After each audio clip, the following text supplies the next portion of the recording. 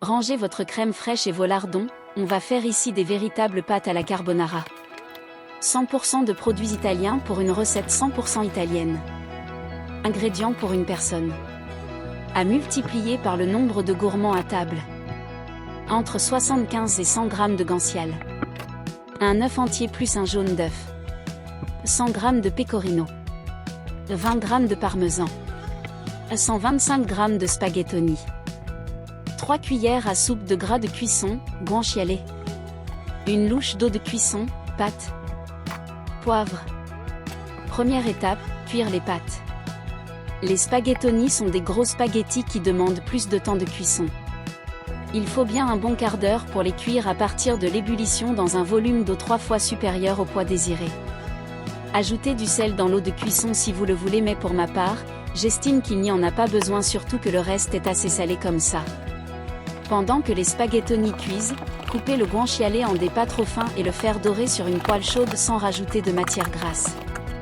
Le guanciale est une partie des bajoues du porc qui va beaucoup perdre de gras à la cuisson. Une fois bien doré et croustillant, retirez les lardons du feu et les réservez. Gardez 3 cuillères à soupe du gras de cuisson et laissez le reste. Dans un grand saladier, mélangez le pecorino, le parmesan, beaucoup de poivre et les œufs entiers. Si vous voulez, vous pouvez faire le choix de ne mélanger que les jaunes, mais autant ne pas gaspiller les blancs si on n'a pas envie de les utiliser autrement. Ajoutez ensuite les 3 cuillères à soupe du gras de cuisson du guanciale. La crème commence déjà à être crémeuse. Terminez la préparation en ajoutant une louche de l'eau de cuisson des spaghettoni avant de les égoutter. Mélangez rapidement si vous ne voulez pas cuire les œufs. Ils doivent légèrement coaguler pour rendre la crème onctueuse avec le fromage, mais ne doivent surtout pas se transformer en œuf brouillé. Pas d'inquiétude, cela dit, il y a peu de chances que ça arrive. Pour terminer, mélangez les spaghettoni avec la crème et servir à l'assiette avec les dés de guanciale, un jaune d'œuf cru et 2 ou 3 pincées de parmesan.